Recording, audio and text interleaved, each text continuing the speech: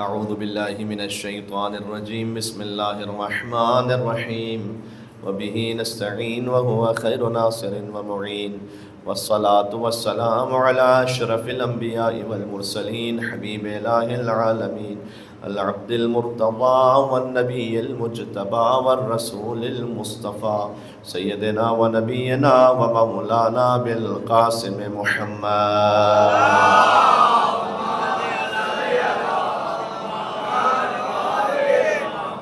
وعلى آله الطيبين الطاهرين المعصومين المظلومين المنتجبين المنتخبين الميامين سيما بقية الله في الأرضين الذين أذهب الله عنهم الرجس وطهرهم تطهيرا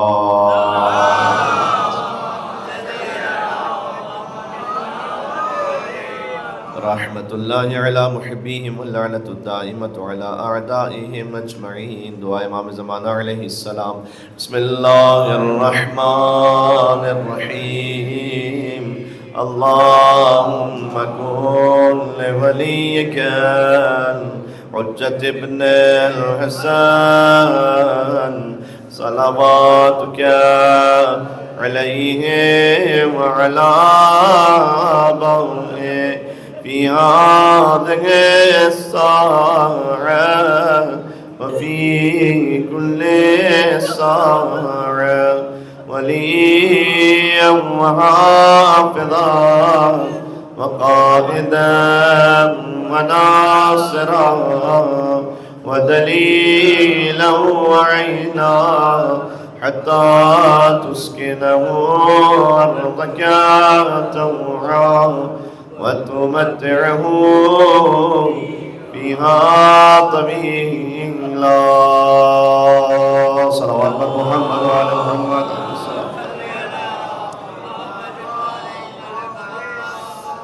قال الله تبارك وتعالى في القرآن الكريم بسم الله الرحمن الرحيم.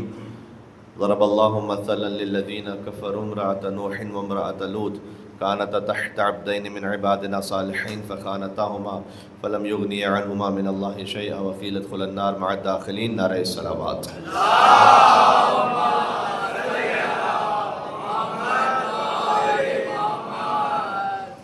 ماہ رمضان المبارک کو باقی مہینوں پر ویسی ہی فضیلت حاصل ہے جیسے علی ابن ابی طالب کو باقی انسانوں پر حاصل ہے،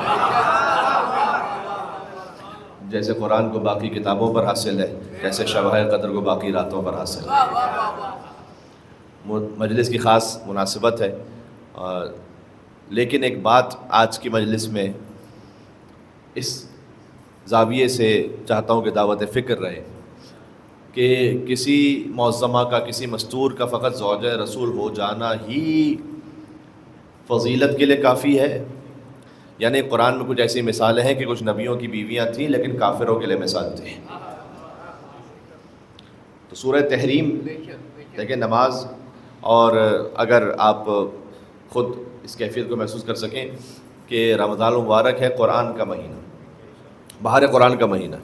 تو جو بہار قرآن کا مہینہ ہے اس میں سورہ تحریم پہ خاص غور فرمائیے گا. جب آپ سورہ تحریم تک پہنچیں تو اس میں حضور کی 2 ازواج کا ذکر ہے اور یہ قرآن ہے، اور پھر کتاب البخاری میں اس کی تفصیل بھی موجود ہے کہ کن 2 ازواج کا ذکر ہے کہ حضور مکرم نے، میں اس تفصیل میں نہیں جاؤں گا اگرچہ کہ قرآن میں، لیکن کیا کیا جائے، بہرحال میں اس تفصیل میں نہیں جاؤں گا کہ حضور مکرم نے ایک بات اپنی ایک زوجہ سے کہی اور یہ کہا تھا کہ کسی اور کو نہ بتلانا، انہوں نے اور زوجہ کو بتلا دی وہ بات، اور اللہ نے خبر دی حضور کو. تو حضور نے ان سے پوچھا کہ آپ سے جب ہم نے کہا تھا کہ آپ کسی کو نہیں بتلائیں گے تو آپ نے کیوں بتلایا، کہ آپ کو کس نے بتلایا یہ.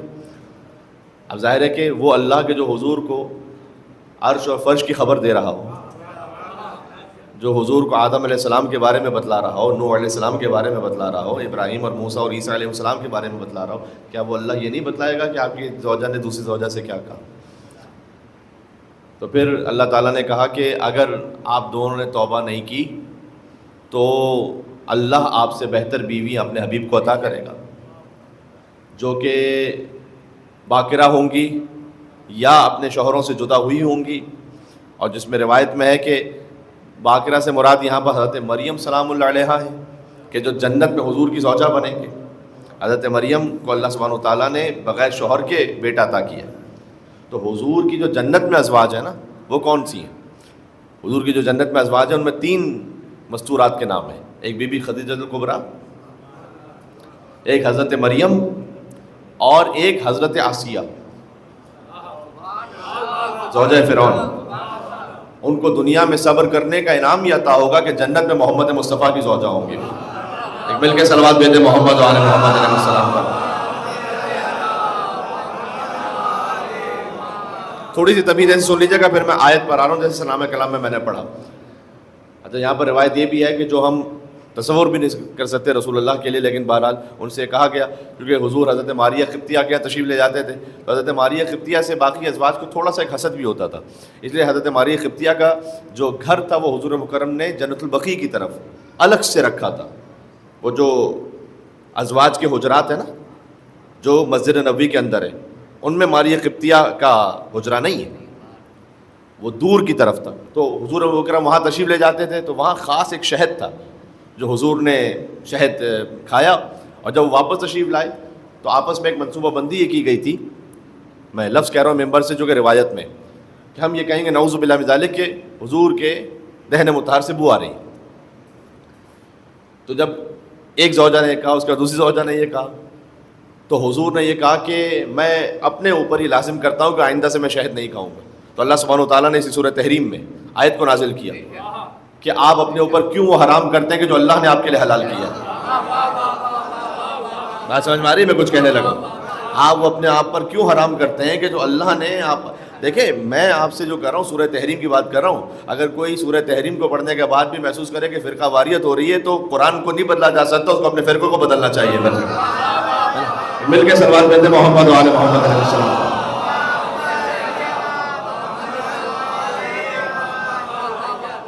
قرآن کو پڑھنا تو حقیقت کا بیان ہے.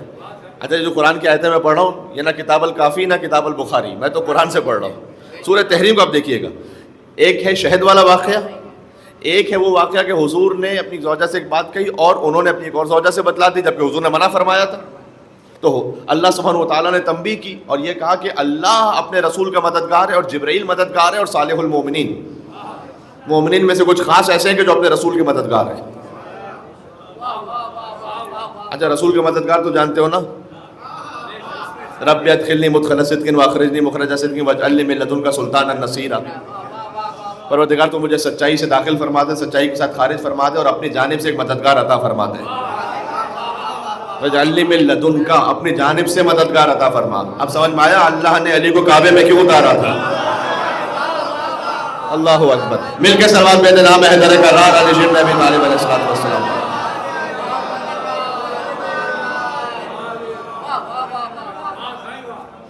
مجھے میرے محترم جو اعزاء تھے، ہماری ابھی گفتگو ہو رہی تھی یہاں خطاب سے پہلے، تو ظاہر ہے امام بارگاہ کی بڑی قدیمی تاریخ رہی ہے اور اس خاطر ہے کہ میرا دل بھی بڑا جڑا ہوا ہے امام بارگاہ سے. میں ایام فاطمیہ میں بھی 1.5 دن کے لیے جب یہاں آیا تھا تو کراچی میں تو آپ کی خدمت میں یہاں پہنچا تھا اور اس بار بھی چاہتا تھا کہ کم سے کم ایک حاضری ہو جائے یہاں پر تاکہ وہ جو بزرگوں کی سنت ہے وہ جاری و ساری رہے.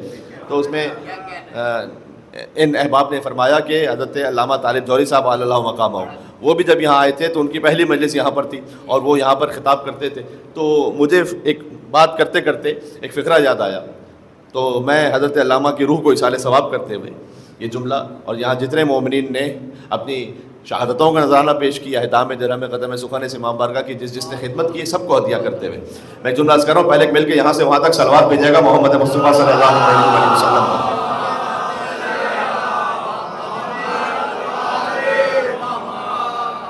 وہ آئے قرآن سے استفادہ کرتے ہوئے کہتے تھے کہ وجعل لی من لدنک سلطانا نصیرا.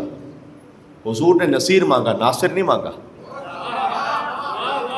دیکھو قرآن ہے، یہ آیت یہ نہیں ہے کہ رب ادخلنی مدخل صدق واخرجنی مخرج صدق واجعل لی من لدنک سلطانا ناصرا، واجعل لی من لدنک سلطانا نصیرا.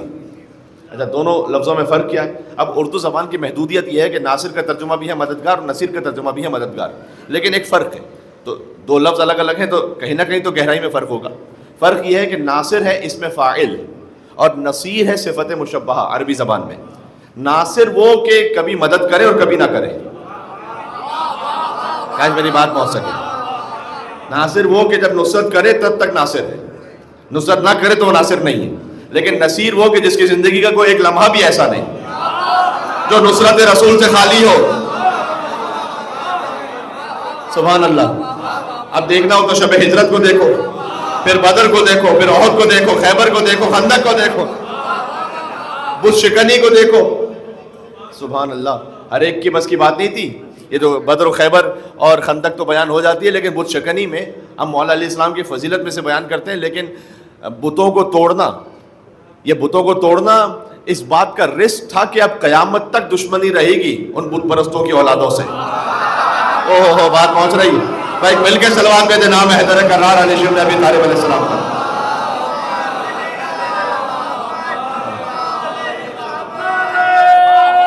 جی جی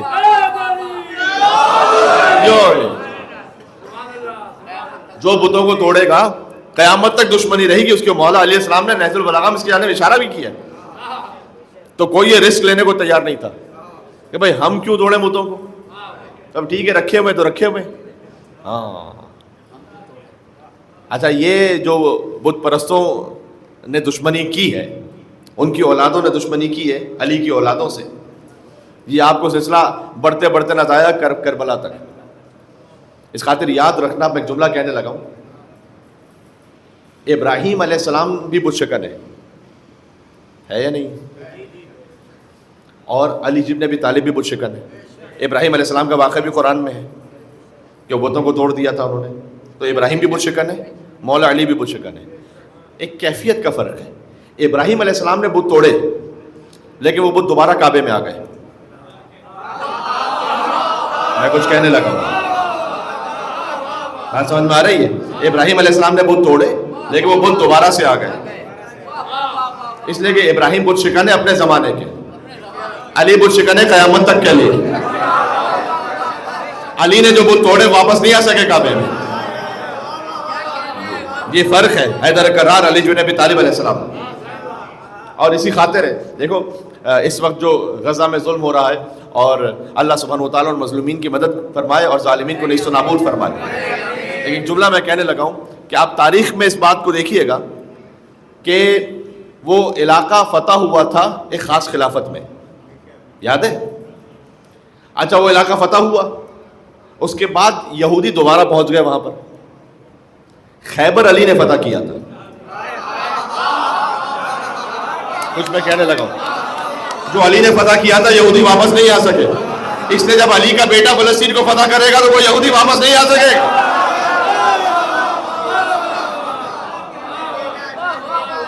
مل کے صلوات پہ دے نام حیدر کرار اولاد علی بن ابی طالب علیہ السلام.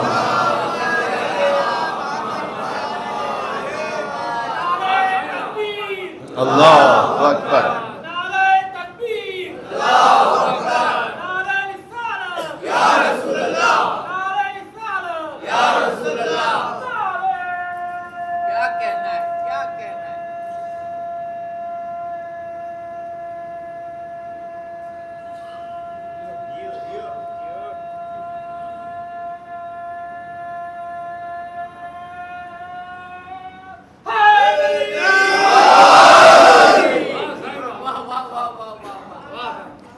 جب علی کا بیٹا فتح کرے گا نا پھر کوئی کافر مشرک واپس نہیں پلٹ سکے گا. اس لیے کہ علی کا ہاتھ اور علی کے بیٹوں کا ہاتھ ید اللہ ہی ہاتھ ہے. جی ید اللہ ہی ہاتھ یعنی جو اللہ نے کام کر دیا. دیکھو ید اللہ کا مطلب کیا, ابھی میرے معزز بزرگ انہوں نے ید اللہ, عین اللہ, لسان اللہ, جنب اللہ کہہ کے مولا علیہ السلام پہ جو درود بھجوایا, تو ید اللہ کا مطلب بزرگ تشریف فرمائے یہاں پر. فقط وضاحتاً کہہ دوں کہ کسی کے دماغ میں کوئی شبہ نہ آ جائے, کوئی غیر مانوس سامع سن رہا ہو تو کہ ید اللہ کیسے کہہ دیا علی کو. تو یہ مطلب نہیں ہے کہ اللہ کا ہاتھ کو علی کے ہاتھ پہ آ کے فکس ہو گیا. ید اللہ کا یہ مطلب نہیں ہے. ید اللہ کا مطلب یہ ہے کہ جو علی کے ہاتھوں سے ہو گیا وہ عین مشیت پروردگار ہے.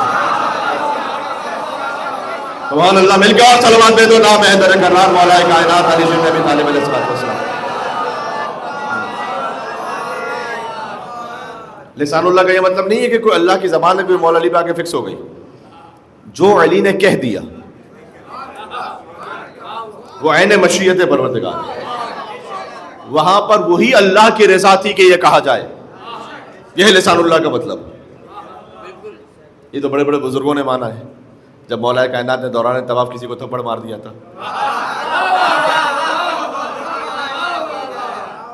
تو وہ گئے شکایت کرنے کے لیے خلیفہ وقت کے پاس، اور انہوں نے کہا کہ آپ نے علی کو تو بلا نہیں سکتے تھے، اتنی جرت نہیں تھی، تو وہ گئے خود مولا علی کے پاس اور جا کر کہا کہ آپ کی شکایت آئی ہے کہ طواف کے دوران، وہ بھی خانہ کعبہ کے سامنے، آپ نے کسی کو تھپڑ مار دیا، یا ابو الحسن یہ وجہ کیا ہے؟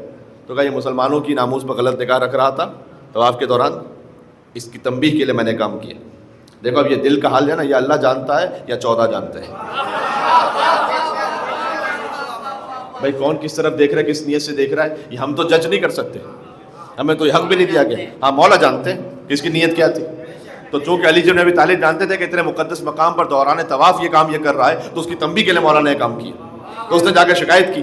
تو خلیفہ وقت آئے مولا علی کے پاس اور آ کر کہا کہ علی آپ نے اس میں تھپڑ کیوں مارا؟ کہ اس لیے کہ مسلمانوں کی ناموس پر غلط نگاہ رکھ رہا تھا۔ تو ان کا جملہ یہ تھا کہ اب میں تجھے کیا کہوں، اس لیے کہ تجھے اللہ کی آنکھ نے دیکھا تھا، تجھے اللہ کے ہاتھ نے مارا تھا۔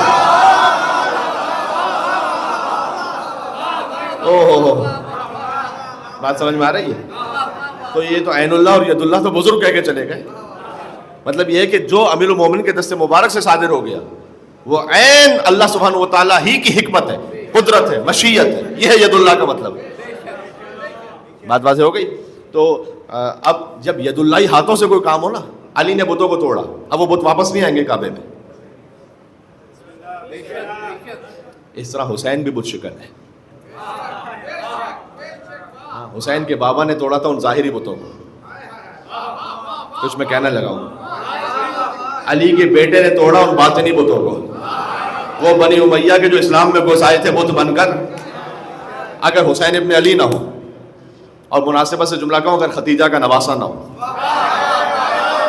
سبحان اللہ، بات پہنچ رہی ہے میں کیا کہنے لگا ہوں۔ امام حسین علیہ السلام نے، میں پڑھ رہا تھا مسجد امام بارگاہ یسرب میں مجلس میں جملہ کل کہا تھا کہ حضرت خدیجہ سلام اللہ علیہا کا مقام اور احترام اہل بیت علیہ السلام کی نگاہ میں اتنا عظیم ہے کہ عاشور کے دن امام حسین نے اپنا تعارف بی بی خدیجہ کے ذریعے کروایا۔ پوچھا ہے ان اہل بیت علیہ السلام کے دشمنوں سے، پوچھا ہے ان یزیدیوں سے، پوچھا کہ کیا تم نہیں جانتے کہ میں خدیجہ کا نواسہ ہوں؟ فقط یہ نہیں کہا کہ میں محمد مصطفیٰ کا نواسہ ہوں، آگے بڑھ کر یہ بھی کہا کہ کیا تم جانتے ہو کہ میں خدیجہ کا نواسہ ہوں؟ سبحان اللہ، یعنی اہل بیت علیہ السلام نے فخر کیا اس بات پر کہ وہ اولاد خدیجہ ہیں۔ امام سجاد علیہ السلام جب دربار شام میں خطبہ دیں تب بی بی خدیجہ الکبریٰ کو یاد کریں۔ کچھ ہستیاں ایسی ہیں کہ جو اہل بیت علیہ السلام کے خانوادے میں انہوں نے بار بار ذکر کیا۔ دیکھو پنجتن تو وہی 5 ہیں، امام 12 ہیں، معصوم 14 ہیں، لیکن جب اہل بیت اپنا تعارف کروائیں تو ایک حضرت حمزہ علیہ السلام کا نام ضرور لیتے ہیں، حضرت جعفر طیار کا نام، بڑا مقام ہے حضرت جعفر طیار علیہ السلام۔ میں سمجھتا ہوں کہ بڑی زیادتی اور ظلم ہوتا ہے حضرت جعفر طیار علیہ السلام پر، واقعاً مجالس کا ایک سلسلہ ہونا چاہیے، اور کبھی اس فقیر کو موقع ملا تو میں کروں گا کم سے کم ایک مجلس تو پوری ہونی چاہیے حضرت جعفر طیار علیہ السلام پر، جو ان کا کنٹریبیوشن ہے۔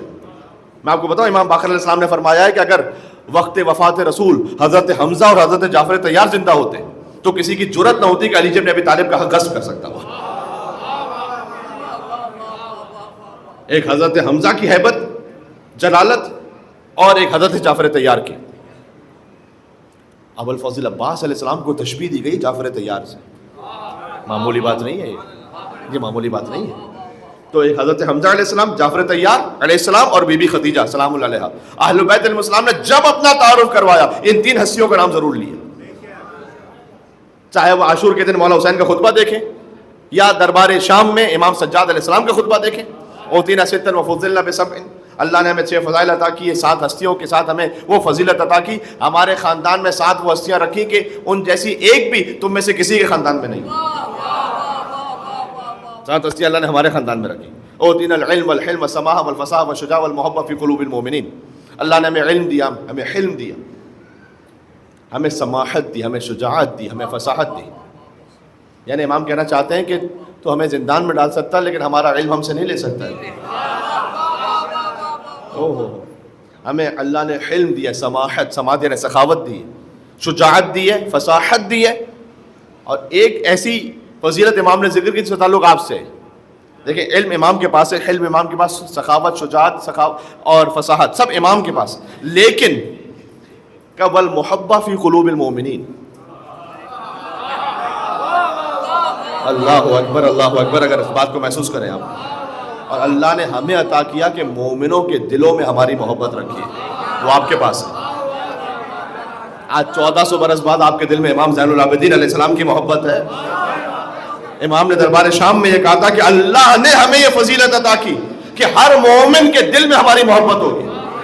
یعنی تو ہمیں زندان میں ڈال سکتا ہے, قید کر سکتا ہے, لیکن مومن کے دل سے ہماری محبت کو نہیں نکال سکتا. اللہ اکبر. آپ غور فرما رہے ہیں جی. دیکھیں یہ تو وہ محبت ہے کہ من مات علی حب آل محمد مات شہید. آپ جانتے ہیں آل محمد کی محبت فقط کافی ہوتی ہے کہ انسان طبعی موت بھی مر جائے تب بھی اسے شہید کی موت کا درجہ دیا جائے. ہائے ہائے ہائے. وہ بقول شاعر کے مطلب پڑھ کے پھر وہ جملہ کہتا ہوں کہ مولا کائنات کے لیے کہ امیر المومنین علی بن ابی طالب علیہ الصلوۃ والسلام ایک صلوات بھیجے گا محمد علی محمد علیہ السلام پر. کہتے ہیں علی شعور کی سرحد میں آ سکا بھی نہیں, یہ انتہائی علی ہے کہ انتہا بھی نہیں. اور جسے علی کی محبت پہ موت آئی ہے, جسے علی کی محبت پہ موت آئی ہے, مزہ تو یہ ہے کہ مر بھی گیا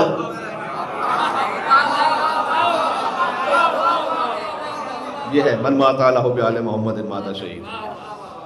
مزہ تو یہ ہے کہ مر بھی گیا مرا بھی. اور علی سے حشر میں اللہ خود یہ کہہ دے گا, کاش میری بات پہنچ سکے, علی سے حشر میں اللہ خود یہ کہہ دے گا کہ کوئی تیرا جو نہیں ہے تو پھر میرا میرا ہے. بھائی مل کے ایک صلوات کا تو بنتا ہے یہاں پر محمد والا محمد والا علی جن نبی طالب سے.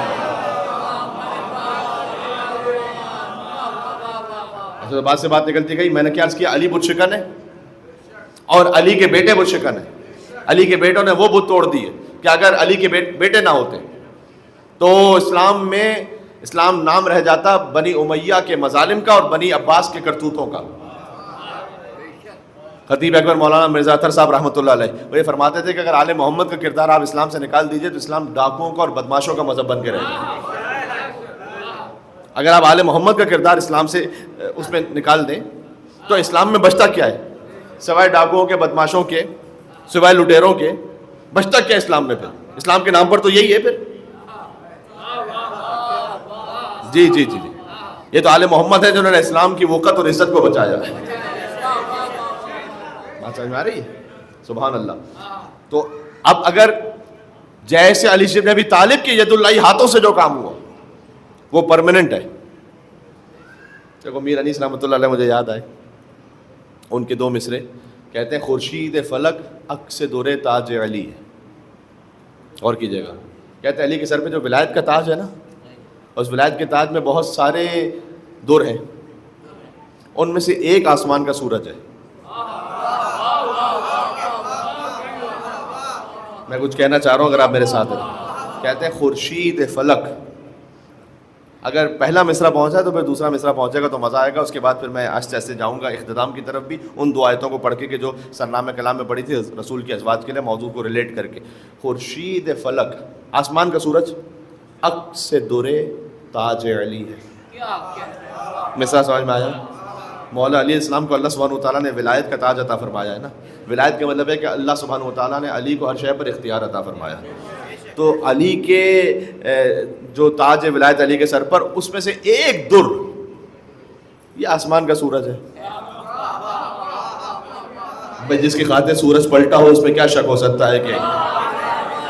تو کہتے ہیں خورشید فلک. اگر دوسرا مصرع پہنچ گیا تو پھر آپ یہاں فرش پہ نہیں کہیں اور اپنے آپ کو عرش پہ محسوس کریں گے. خورشید فلک عکس دور تاج علی ہے. پھر سے کہتا ہوں, خورشید فلک عکس دور تاج علی ہے, اور خالق کے سوا جو ہے وہ محتاج علی ہے.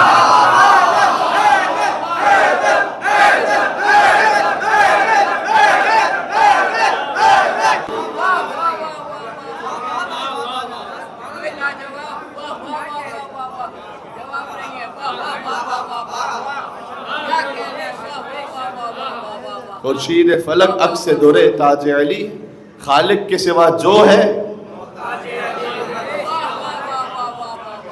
کیا توحید کا بھی بیان ہے یہاں پر کہ خالق ہے جو علی کا بھی خالق ہے, اور کیا ولایت کا بھی بیان ہے یہاں پر کہ پھر جو کچھ ہے نظام تکوین میں وہ سب محتاج ہے علی. اب اللہ نے ایسا رکھا ہے جسے تکلیف ہے وہ نکل جائے اللہ کے نظام سے. وہ فارغ ہو جائے، مل کے صلوات بھیجے محمد و آل محمد علیہ السلام.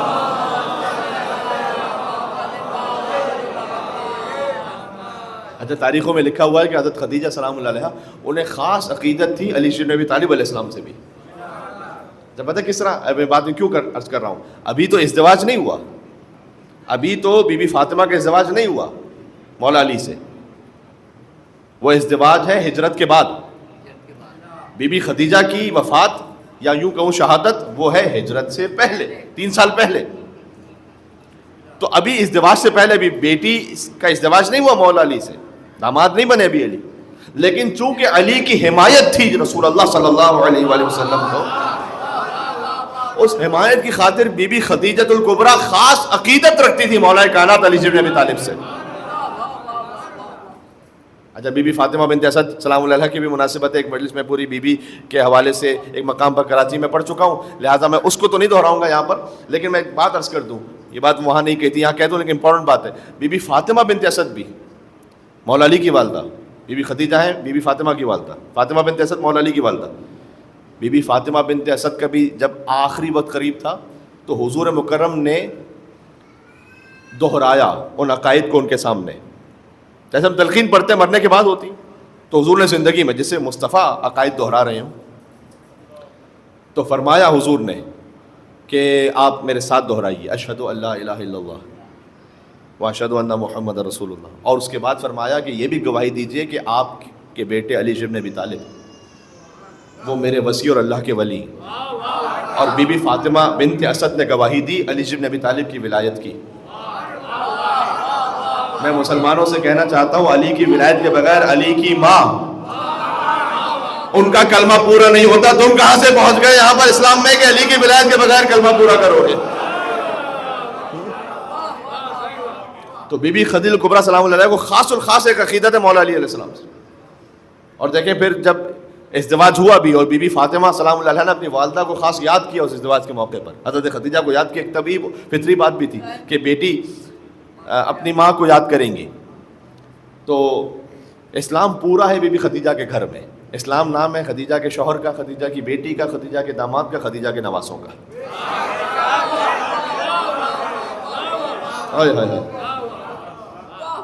اس فقیر کا کہا ہوا جملہ ہے، کچھ سوشل میڈیا کے ذریعے سے پہنچا ہے، کچھ آپ تک پہنچا ہو کہ اسلام نام ہے خدیجہ کے مال کا اور ابو طالب کی آل کا. پورا اسلام یہی ہے. اچھا کیا فقط حضور کی زوجہ ہونا ہی اس مقام کو پہنچاتا ہے؟ نہ، اس لیے کہ میں نے بھی عرض کیا سورہ تحریم میں کہ اللہ سبحانہ و تعالیٰ نے حضور کی 2 ازواج کے لیے ایک خاص تنبیہ فرمائی، نام میں نے اب تک نہیں لیا، آپ خود جا کے دیکھیے گا کتاب البخاری میں. اس کے بعد حضور پر جو آیتیں نازل فرمائیں اس میں یہ کہا ضرب اللہ مثلا للذین کفروا امرأۃ نوح وامرأۃ لوط، اور اللہ نے کافروں کے لیے نوح علیہ السلام اور لوط علیہ السلام کی بیویوں کو مثال بنایا ہے.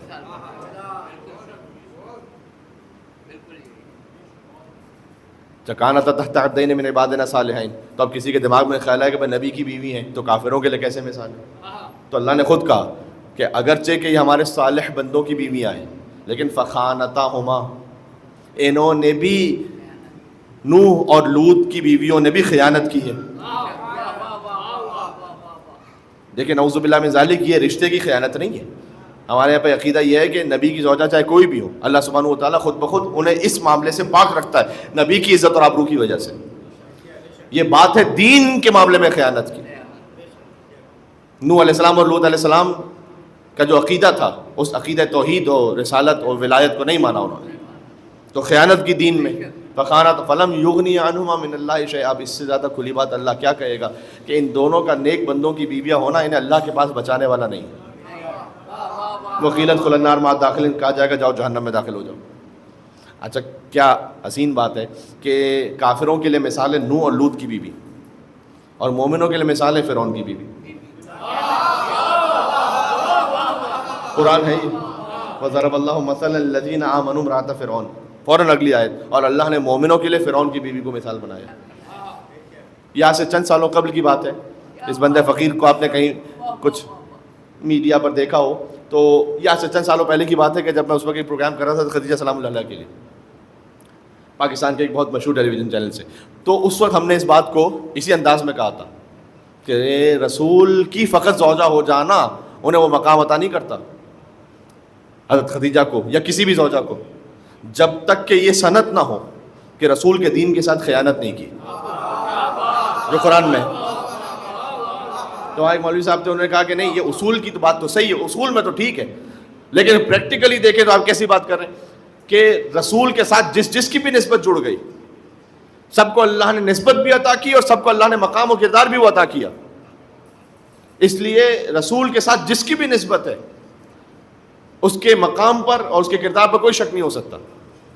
تو میں نے ان سے عرض کیا تھا اور آپ سے بھی کہہ رہا ہوں کہ اگر آپ حضور کے لیے یہی اصول کے قائل ہیں کہ جس کی بھی نسبت جڑ گئی خود بخود کردار اسے مل گیا، تو قرآن میں کبھی تبت یدا ابی لہب وتب کی آیت نہ ہوتی۔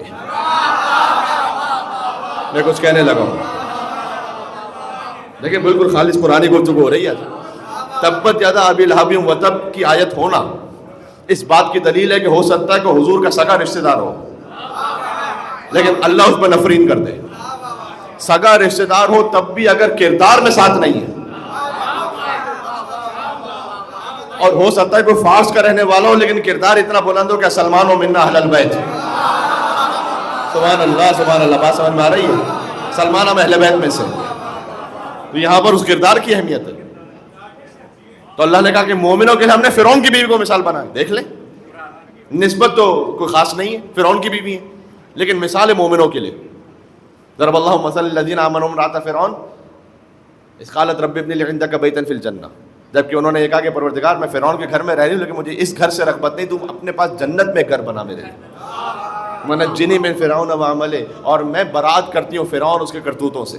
ونجنی من القوم الظالمین، ومریم ابنۃ عمران، گفتگو بالکل آخری مرحلے پر ہے، اور ہم نے دوسری مثال مومنوں کے لیے دی ہے، مریم بنت عمران التی احسنت فرجها فنفخنا فیہ من روحنا فصدقت بکلمات ربها وکتبہ وکانت من القانتین۔ سورہ تحریم آگے ختم ہو جاتا ہے۔ سورہ تحریم سے میں نے آغاز سے بات شروع کی، ابتدائی آیتوں کو عربی نہیں پڑھی، میں نے خلاصہ اس کا سنایا، آخری آیتیں پڑھ دی۔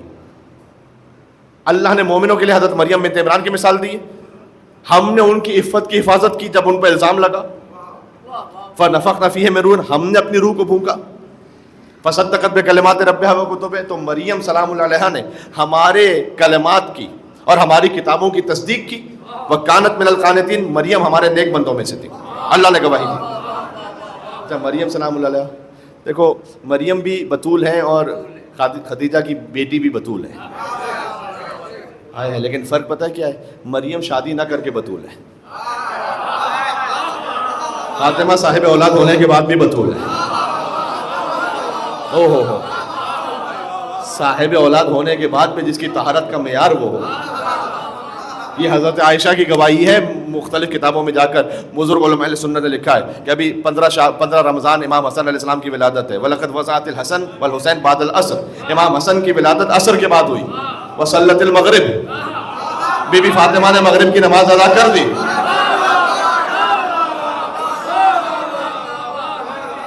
اب اس سے زیادہ تو میں ملفوظ بیان کر نہیں سکتا تھا کہ امام حسن کی ولادت ہوئی عصر کے بعد اور بی بی فاطمہ نے مغرب کی نماز ادا کی، بس یہ فرق ہے حضرت مریم کے بطول ہونے میں اور بی بی فاطمہ کے بطول ہونے میں،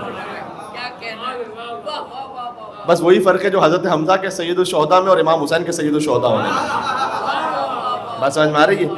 حضرت حمزہ علیہ السلام بہت عظیم مقام ہے، وہ اپنے زمانے کے شہیدوں کے سردار ہیں، اور حسین اولین اور آخرین میں جو شہید ہیں سب کے سردار ہیں۔ حضرت مریم اپنے زمانے کی عورتوں کی سردار ہے جی، بی بی فاطمہ اولین اور آخرین میں سے کوئی ہستی ایسی نہیں جو دائرہ سرداری فاطمہ زہرا سے باہر ہو۔ سبحان اللہ، بات پہنچ رہی ہے؟ بقول شاعر میں ان مصروں کو پڑھ کے مصائب کی طرف جا رہا ہوں کہ آفاق میں زہرا کا نہیں ہے کوئی ہمسر، بی بی خدیجہ کی دختر پہ بات تمام ہو تو انشاءاللہ وہ راضی ہوں گی۔ 6 مصرے ہیں یہاں پر، 5 کا مضمون اور ہے، 6 میں مضمون کچھ اور ہے، اگر آپ میرے ساتھ چلیں۔ آفاق میں یعنی پوری کائنات میں کون ہے؟ آفاق میں زہرا کا نہیں ہے کوئی ہمسر، وجہ جانتے کیوں؟ زوجہ اسد اللہ کی اور بنت پیغمبر، لے کر آؤ کوئی، زوجہ اسد اللہ کی اور بنت پیغمبر، حوا کا شرف نور خدا عرش کا زیور، اور قرآن میں جسے یاد کرے خالق اکبر، انا اعطیناک الکوثر، قرآن میں جسے یاد کرے خالق اکبر، ثانی کوئی زہرا کا نہ ہوگا نہ ہوا ہے. 5 مصرے ہو گئے یہ. ثانی کوئی زہرا کا نہ ہوگا نہ ہوا ہے. ہاں حضرت زینب کو جو کہیے تو بچا ہے. جی ایک ہے ثانی. زینب بنت فاطمہ بنت خدیجہ، یہ تینوں ہستیاں وہ ہیں جو اپنے زمانے کی حجتوں کی مددگار ہیں. خدیجہ رسول اللہ کی مددگار، فاطمہ امیر المومنین علی بن ابی طالب کی مددگار، زینب امام حسین علیہ السلام کی مددگار. جی ماں بیٹی نواسی، یہ نسلاً بعد نسل کردار سمجھ میں آ گیا. کیا شان ہے، خدا کی قسم کیا شان ہے. جی جی خدیجہ سلام اللہ علیہا، فاطمہ سلام اللہ علیہا، زینب سلام اللہ علیہا، نسلاً بعد نسل وہی کردار جاری و ساری رہا. اس خاطر ہے کہ زیارت وارثہ میں کہتا اشہد انک کنت نورا فی الاصلاب الشامخہ والارحام المطہرہ، میں گواہی دیتا ہوں آپ کا نور اصلاب شامخہ سے ارحام مطہرہ میں منتقل ہوتا رہا. یہ نسلاً بعد نسل سلسلہ جاری و ساری رہا. جی خدیجہ، فاطمہ، زینب سلام اللہ علیہن. سبحان اللہ. مجھے 2 مصرے بی بی زینب سلام اللہ علیہ پر یاد آئے. ابھی میں نے کہا اپنے زمانے کی حجت کی مددگار بی بی زینب سلام اللہ علیہ کا سب سے مشہور لقب کون سا ہے؟ آدھا میں کہوں گا، آدھا آپ کہیں گے. شریکۃ الحسین کی شریکہ. بی بی کی زیارت میں سلام علیہ کی عدیلۃ الحسین، یہ زیارت بھی ہے. اللہ اکبر. اے حسین کی ہمسر آپ پہ سلام ہو. کون حسین کی برابری کر سکتا؟ زیارت میں بی بی زینب کو ایسے بھی سلام کیا گیا کیونکہ اس کار کربلا میں برابر سے شریک ہے. عدیلۃ الحسین پر سلام، شریکۃ الحسین پر سلام. صحیح روایت میں ہے، صحیح روایت میں کہ امام حسین علیہ السلام قرآن پڑھ رہے ہوتے اور بی بی زینب تشریف لاتی تو قرآن کی تلاوت روک کر بی بی زینب کے احترام میں کھڑے ہوتے امام حسین. آپ کی سرائیں بلند ہو گئی، آنکھوں سے آنسو جاری ہیں. یہ عشق و محبت کے آنسو ہیں. لیکن مجھے جملہ یہ کہنے دیں، جس کے احترام میں 2 قرآن بلند ہو جائے.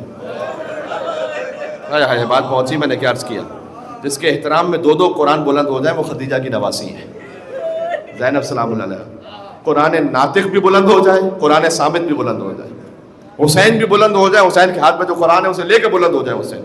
یہ بی بی زینب. تو شریکۃ الحسین بی بی کا لقب ہے نا. تو حسین جیسا تو کوئی نہیں، اس لیے شاید نے لکھا کہ یہ تو زینب ہے درمیان میں بس. دیکھو اس میں ایک عجب راز ہے. یہ تو زینب ہے درمیان میں بس، ورنہ ہو جاتا لا شریک حسین. ہائے ہائے، حسین جیسا تو کوئی بھی نہ ہوتا، کوئی حسین کا شریک نہ ہوتا، لیکن بی بی زینب ہے شریکۃ الحسین. بات سمجھ میں آ گئی؟ بس عزیزوں، اللہ کا شکر ہے کہ جی توفیق اس نے عطا کی کہ بی بی خدیجہ کبریٰ سے بات شروع ہوئی، بی بی فاطمہ تک آئی اور پھر ان کی بیٹی بی بی زینب تک آ گئی. بس یہی مصائب کے چند فقرے ہیں. آپ کی آنکھیں نم ہو گئیں اور حق یہی ہے. خدیجہ کی بیٹیوں میں وہی ایثار و فداکاری، وہی جذبہ قربانی جاری و ساری رہا کہ جو ماں میں تھا. ماں نے اپنا سارا مال، اپنا نفس قربان کیا زمانے کی حجت سرور کائنات رسول اللہ پر. بیٹی نے، خدیجہ کی بیٹی فاطمہ زہرا نے اپنے شکستہ پہلو کے ذریعے سے ولایت علی بن ابی طالب پر اپنی جان کو قربان کیا. فاطمہ در و دیوار کے درمیان آ گئی، لیکن علی کی ولایت کی مدافعہ اور محافظہ رہی. دربار تک گئی خدیجہ کی بیٹی اور کہا اعلموا انی فاطمہ، جانو کہ میں فاطمہ ہوں اور خدا کی قسم میں جھوٹ نہیں بولتی.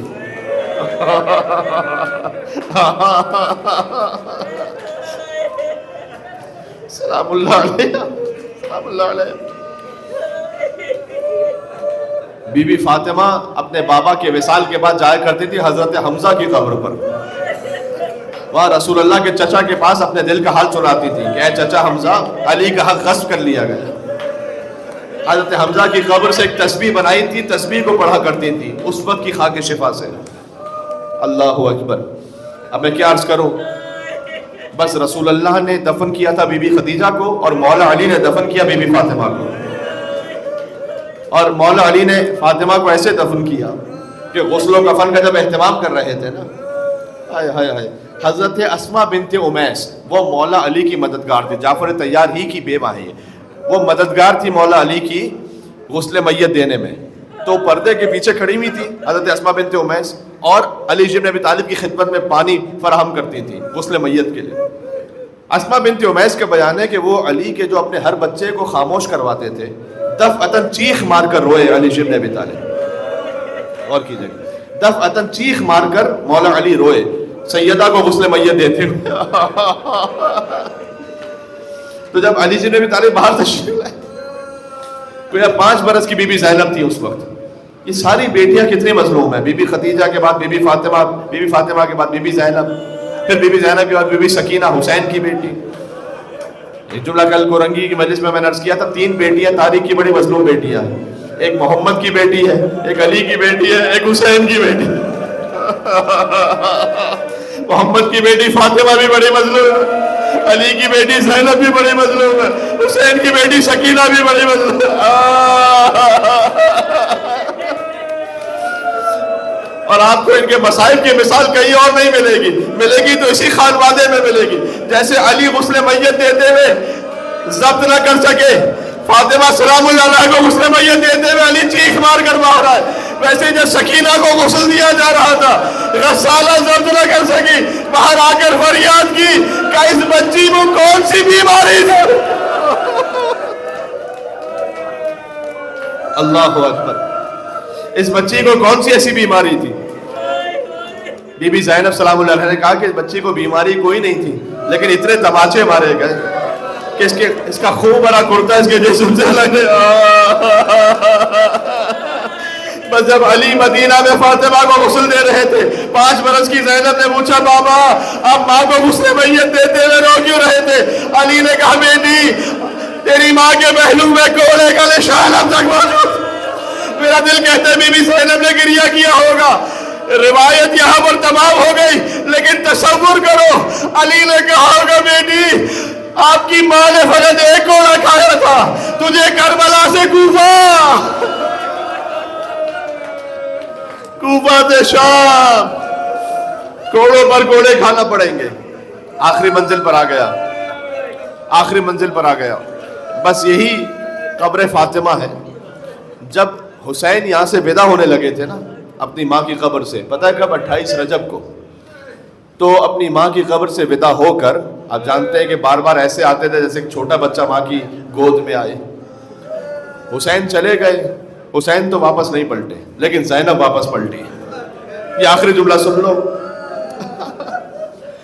اچھا مجھے نہیں معلوم مستورات مجلس میں شریک ہیں نہیں ہیں, ہو سکتا ہے تو پھر ان کے لیے خاص ہدیہ کر رہا ہوں. اور آپ بھی اس کیفیت کو جانتے ہیں کتنی مرتبہ بیٹی پر کوئی مصیبت ہو جائے, کوئی ظلم آ جائے, ہوتا ہے کبھی ایسا, بیٹی کسی سے نہیں کہتی, حتیٰ اپنے شوہر سے بھی چھپا لیتی, لیکن جب بیٹی ماں کے سامنے آ جائے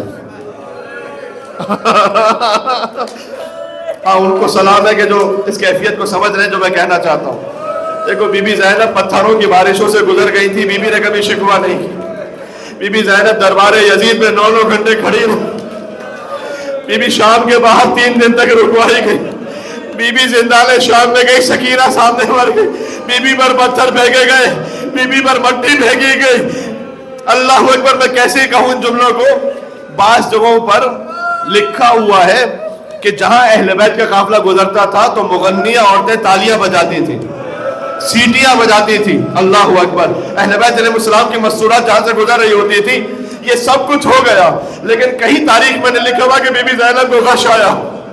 حتیٰ یہ کہ امام حسین کے لاشیں اثر پر بھی گئی تو ہاتھوں کو رکھ کے کہا اللہم تقبل منا ھذا القربان, پروردگار تو زینب کی جانب سے اس قربانی کو قبول فرما لے. بی بی زینب کو کہیں پر بھی غش نہیں آیا. لیکن بیٹی ہے, جب بیٹی ماں کی لہر پر مدینہ واپس پہنچی, اب زینب سے برداشت نہ ہو سکا, کہا ماں زینب لوٹ کر آ گئی اماں. اور اگر آپ سوال کریں کہ میں بہت دور سے آئی ہوں, آپ کے لیے کیا ہدیہ لائی ہوں, اماں حسین کا خوب بڑا کرتا دو یا علی اکبر کا جھولا دو. زینب ماں کی لہر پر غش کھا کر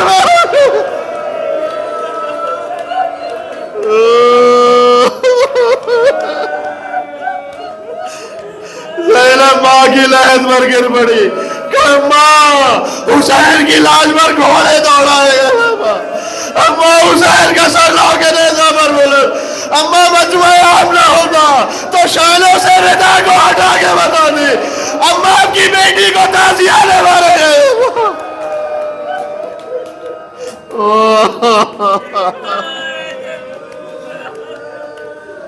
چلے بی بی فاطمہ الزہرا سلام اللہ علیہا کی خدمت میں، یا فاطمہ الزہرا یا بنت محمد۔ بی بی خدیجہ سلام اللہ علیہا کی مجلس ہے، بی بی زینب تک کے مصائب کا ذکر ہوا، تو بی بی فاطمہ کو یاد کرو جو خدیجہ کی بیٹی ہے، جو زینب کی ماں ہے۔ یہ وہ وسیلہ ہے جو زمین و آسمان کو ہلا دیتا ہے۔ رمضان المبارک کا مہینہ ہے، فرش اعلیٰ پر موجود ہو۔ میں نے ہر مجلس میں جہاں کہیں بھی پہنچا ہوں یہ بات ضرور کہی ہے، جب بھی افطار کو پانی کو دیکھنا تو فاطمہ کے بچوں کو ضرور یاد کر۔ فاطمہ کے بچے 3 دن تک کربلا میں بھی ہنسے رہے، فاطمہ کی موتی سکینہ کوفہ سے شام تک ہنسے رہی۔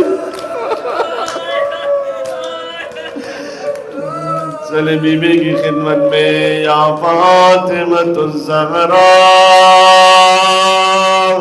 یا بنت محمد یا قرۃ عین الرسول، اے رسول اللہ کی آنکھوں کی ٹھنڈک بی بی فاطمہ آپ پر سلام ہو، یا حجت اللہ علی خلقہ، اے اللہ کی حجت بی بی فاطمہ پر سلام ہو، یا سیدتنا و مولاتنا، اے ہماری بیوی، یا سیدتنا و مولاتنا، انا توجہنا واستشفعنا وتوسلنا بکی الی اللہ وقدمناک بین یدائی حاجاتنا، نام زہرا سلام اللہ علیہا بر یا وجیہتا